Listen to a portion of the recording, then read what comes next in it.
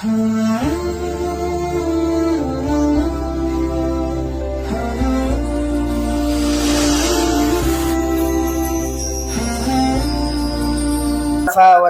على عباده الذين اصطفى اما بعد۔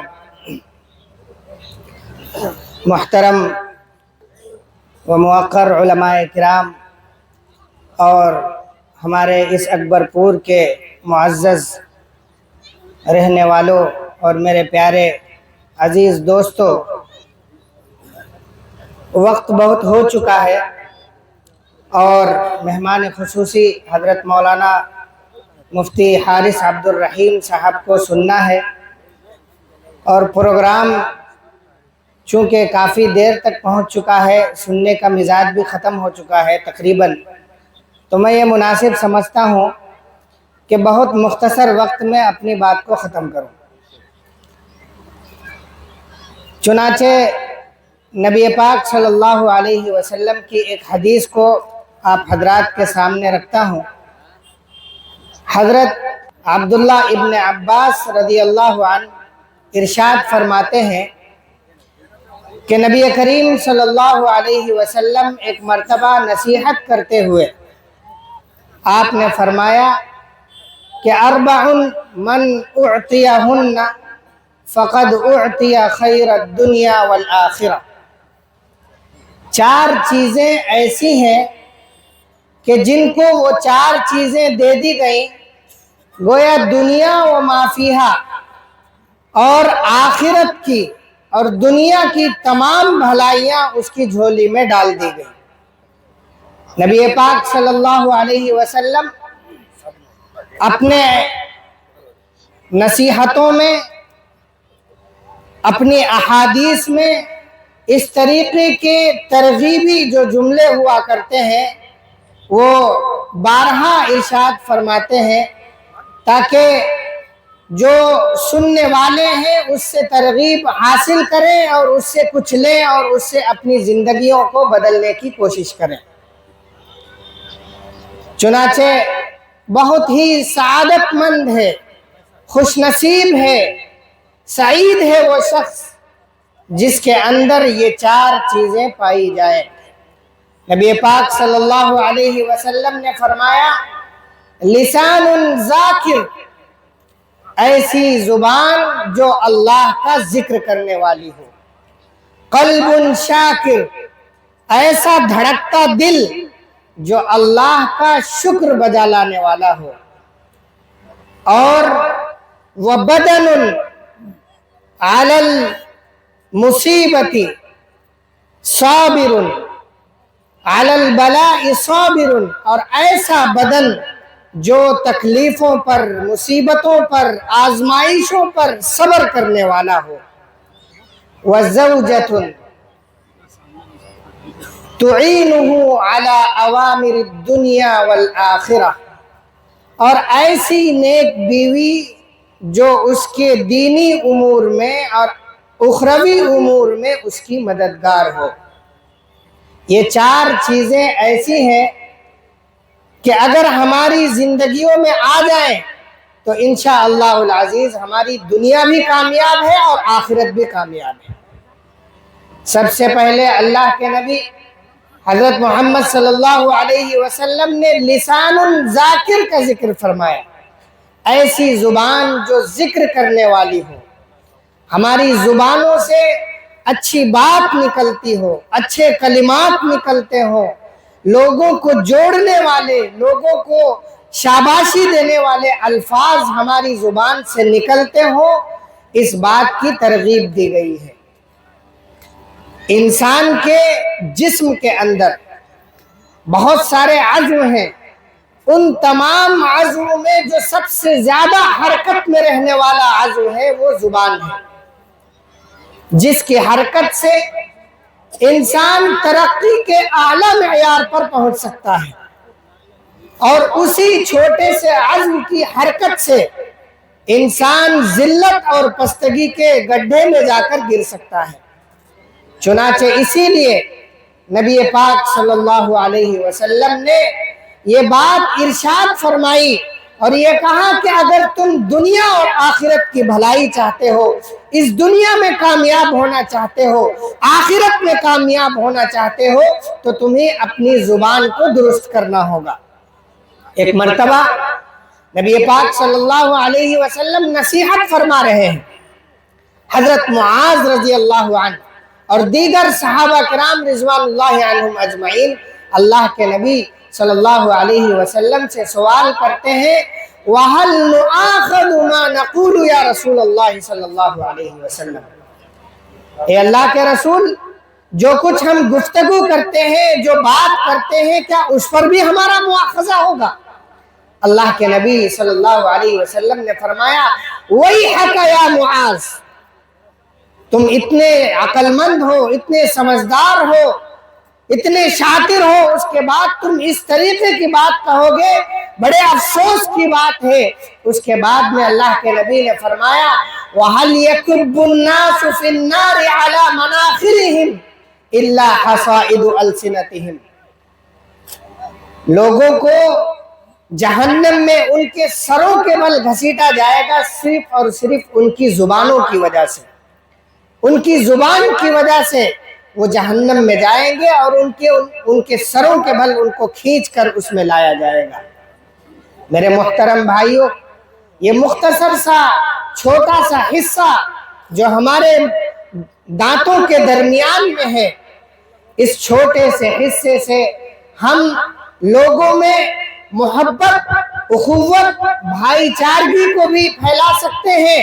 اور اسی سے ہم لوگوں میں فتنہ، فساد، لڑائی اور جھگڑے اور اس کی بنیادیں بھی ڈال سکتے ہیں۔ اگر ہم اس چھوٹے سے حصے کا صحیح استعمال کر لیں تو یہ ہمارے لیے آخرت میں کامیابی کا ذریعہ ہوگا، اور اگر ہم اس کا غلط استعمال کریں گے تو یہ ہمارے لیے خسارے کا ذریعہ ہوگا، اور اگر خدا نخواستہ ہم نے اس کا غلط استعمال کیا اور بغیر توبہ کے اس دنیا سے رخصت ہو گئے تو یہ ہمارے لیے قبر میں بھی وبال جان ہوگا، اور آخرت میں تو اس کا حساب و کتاب ہونا ہی ہے۔ چنانچہ میرے محترم بھائیوں،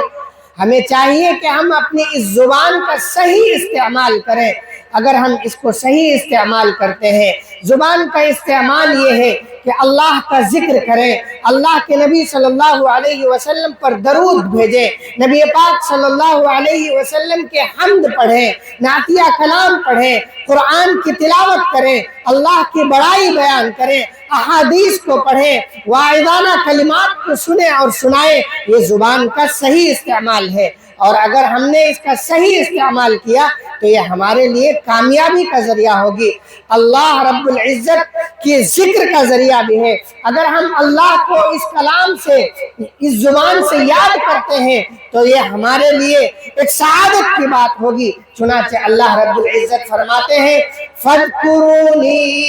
أَذْكُرْكُمْ، تم میرا ذکر کرو میں تمہارا ذکر کروں گا، تم میرا ذکر کرو میں تمہیں اپنے محفل میں، اپنے پاس بیٹھے ہوئے جو ذات ہیں، جو فرشتے ہیں، ان کے درمیان میں تمہارا ذکر کروں گا، ذکر خیر کروں گا۔ میرے محترم بھائیوں، آج دنیا کی مثال لے لیجئے، کوئی بہت بڑی ہستی، کوئی بڑی شخصیت، عہدے پر بیٹھی ہوئی کوئی شخصیت اگر ہمارا نام لے لے، ہمارا تذکرہ کر دے تو ہمارا سینہ چوڑا ہو جاتا ہے۔ تو ذرا سوچئے، رب العالمین، احکم الحاکمین، سلطان السلاطین، جن کے حکم کے بغیر، اللہ کے اشارے کے بغیر ایک پتا بھی نہیں ہل سکتا ہے، اللہ اپنی محفل میں اگر ہمارا تذکرہ کریں گے تو کیا ہمارے لیے یہ سعادت کی بات نہیں ہے؟ چنانچہ ہمیں اللہ کا ذکر کرنا ہے اس زبان کے ذریعے۔ دوسری جو بات اللہ کے نبی صلی اللہ علیہ وسلم نے فرمائی کہ اگر تم بھلائی چاہتے ہو تو تمہارے جسم کے اندر ایسا دل ہونا چاہیے جو شکر بجا لاتا ہو، قلب شاکر، ایسا دھڑکتا دل جو ہر لمحے، ہر آن اللہ کی نعمتوں پر شکر ادا کرتا ہو، اللہ کی تعریف کرتا ہو، اللہ کی بڑائی بیان کرتا ہو۔ اگر یہ چیز ہمارے اندر ہوگی تو ہمارے لیے اس دنیا میں بھی کامیابی ہے اور آخرت میں بھی کامیابی ہے۔ इसके लिए नबी पाक सल्लल्लाहु अलैहि वसल्लम ने बेहतरीन फार्मूला दिया है, और वो फार्मूला ये है कि हम दुनियावी उमूर में अपने से आला जो आदमी है, अपने से आला जो शख्सियत है, उसको देखें कि अगर वो अच्छे नमाजी हैं तो हम अब उसको देखें और ये सोचें कि हम भी नमाजी बन जाएं, हम भी जिक्र करने वाले बन जाएं, हम भी दीन की खिदमत करने वाले बन जाएं, हम भी जिस तरीके से फला आदमी दीन के काम से जुड़ा हुआ है हम भी उसके काम से जुड़ जाएं। अगर हम ये जज्बा इख्तियार कर लें और इस फार्मूले को अपना लें तो अल्लाह ताला हमें नेक कामों की तौफीक देंगे, और जिसके नतीजे में हम अल्लाह का शुक्र भी अदा करेंगे। जब अल्लाह का शुक्र अदा करेंगे तो अल्लाह ताला हमें नेक काम से जोड़ देंगे। और अगर हम इसके अलावा दीनी मामलात में हम अपने से ऊपर को देखें और दुनियावी मामलात में जो हमसे नीचे जो शख्स है उसको देखें। आज मामला उल्टा हो चुका है। आज हम बिल्कुल उल्टी तरीके से सोचते हैं कि अगर कोई शख्स दीनी मामलात में हमसे नीचे है तो हम ये सोचते हैं कि अरे भाई हम तो नमाज पढ़ रहे हैं, फुला को तो नमाज की तौफीक भी नहीं मिल रही है, तो उससे अच्छे हम, अगर फुला 2 रकात पढ़ रहा है तो हम उसी में इक्तिफा कर रहे हैं, उससे बेहतर हम हैं। जब हम अपने से नीचे शख्स को देखते हैं तो हम उससे ऊपर जाने को सोचते ही नहीं, हमारा जज्बा ही नहीं होता, तो हमें उसकी तौफीक भी नहीं मिलती। और हम दुनियावी मामलात में उल्टा सोचते हुए, अगर किसी शख्स के पास 4 पहिए की गाड़ी है तो हम सोचते हैं कि हमारे पास भी वो गाड़ी हो जाए, हमारे पास 2 ही पहिए की गाड़ी क्यों है। उसके पास 2 मंजिला मकान है तो हमारा मकान 1 मंजिला क्यों है। उसके पास अगर जायदाद है तो हमारे पास कोई जायदाद क्यों नहीं। हम इस तरीके से उल्टा सोच रहे हैं, जिसके नतीजे में ना हम अल्लाह का शुक्र अदा कर पा रहे हैं, ना हमें दुनिया में सुकून मिल रहा है। इसीलिए अगर हम इस फार्मूले को अपनाते हैं तो हम टेंशन फ्री होकर सुकून के साथ, इत्मीनान के साथ अपनी जिंदगी गुजारेंगे। तीसरी जो सिफत अल्लाह के नबी सल्लल्लाहु अलैहि वसल्लम ने फरमाई वो ये है कि हम ऐसे बदन के मालिक हों कि